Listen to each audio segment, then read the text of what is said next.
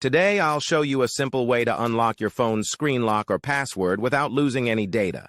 The best part? It's free and easy, even if you're not a tech expert. Just follow these steps, and you'll be able to unlock any phone hassle-free. Let's get started. You can unlock your phone's screen lock or password using a special code. You will need to press on emergency call, and then you must enter a code.